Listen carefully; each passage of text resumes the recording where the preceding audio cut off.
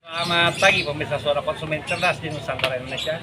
Sekarang Ben ditemani kembali ya sama Pak Adang ya. Beliau merupakan wakil BPSK Kabupaten Cianjur. Pak Adang, yang berita yang saat ini terhimpun ya, yang saya baca dan saya lihat bahwa tentang gula rafinasi ini ya, itu sebetulnya gula rafinasi ini untuk dikonsumsi kepada manusia dalam jangka panjang. Dampaknya seperti apa sih Pak? Ya, jadi gini, gula rafinasi itu adalah hasil pemurnian ya.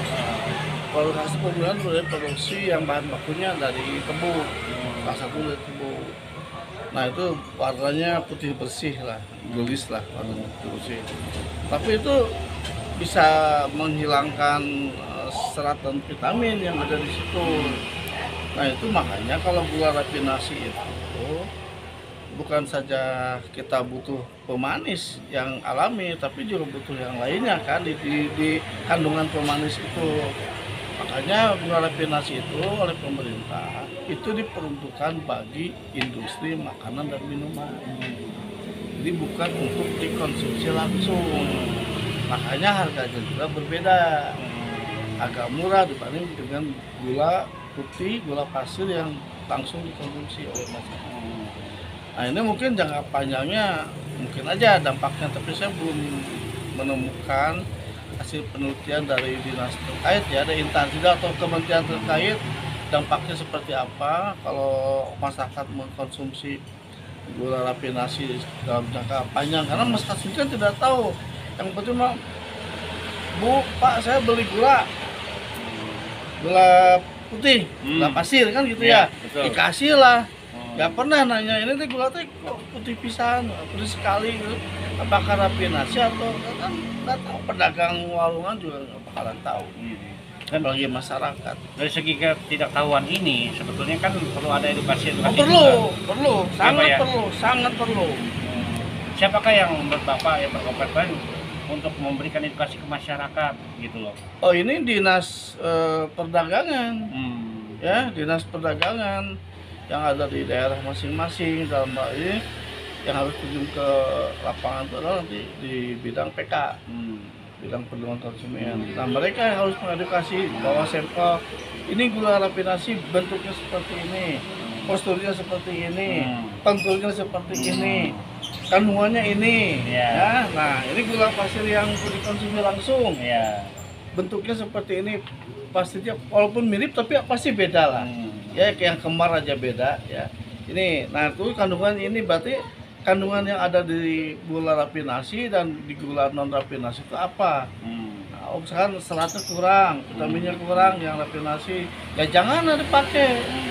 Ini, nah makanya itu nanti harusnya ada edukasi dari dinas terkait tentang perdagangan dan dinas kesehatan. Iya. Tapi kan ini Pak, masalah ini kan ada dugaan-dugaan ya, dugaan bahwa masyarakat ini karena ketidaktahuan mereka dan juga tidak ada edukasi, ini jangka panjangnya ini ibaratnya juga sedikit gimana ya, gula rafinasi ini jadi ada dugaan juga dicampur jadi dikonsumsi sehari-hari langsung banyak karena harganya. Jadi kalau masyarakat kan beli harganya nggak jauh beda dengan harga, kadang-kadang sama dengan harga gula konsumsi langsung ya. Kalau ini 19.000 ya ini sama 19.000, padahal rafinasi harusnya lebih murah karena dia untuk industri makanan dan minuman, untuk para pelaku usaha menengah kecil. Berarti untuk saat ini tidak ada keterbukaan kepada konsumen. Oh iya, nggak ada. Dan sekali lagi Pak, ini kan dampak dari gula rafinasi sendiri saya melihat dan juga mendengar, membaca juga dari kawan-kawan media yang ada, sudah ramai Pak. Iya. Efek dominonya kepada petani kita yang tebu. Ya, betul. Sebanyak 1.000 ton itu nggak bisa keluar. Tidak bisa diserap. Karena apa? Apakah ada indikasi mafia-mafia tertentu? Dugaan-dugaan nih. Ya kalau di kita semua serba mungkin. Serba mungkin ya Pak ya? Serba mungkin. Nah itu kan harus dibuktikan ya. Iya. Jadi begini, jangankan petani tebu, para grosir ya, para agen distributor gula konsumsi juga banyak yang mengeluh. Kenapa? Dia juga pemasarannya tersendat karena ada pesan gula rafinasi ke pasar. Nah, masyarakat juga sebetulnya dirugikan. Kenapa dirugikan? Dia membeli, membayar lebih. Gula rafinasi misalkan harganya harusnya 17.000 misalkan atau 16.000. Sementara masyarakat bayar gula konsumsi yang biasa 19.000. Berarti kan lebih bayar. Iya. Ya, berarti merugikan kan Betul masyarakat. sekali. Nah, ini yang main siapa? Nah, Nah, ini harus diselidiki, Ya. ada penyelidikan lebih lanjut lah sehingga nanti tertib. Makanya kan di Kementerian Perdagangan ada Direktorat Jenderal Perlindungan Konsumen dan Tertib Niaga. Nah, ini harus tertib ya. niaganya. Betul. Nah, itu. Untuk saat ini dugaan-dugaannya belum tertib Pak ya? Belum. Kadang-kadang orang pemerintah juga nggak tahu bentuknya. Nggak tahu ya? Nggak tahu. Oh, iya. Rafinasi mana, Iya. buat konsumsi mana. Belum Pak Adang. Oke Pak Adang, ini untuk notulen aja Pak Adang untuk terakhir ya untuk closing bincang-bincang kita Ya. di hari ini.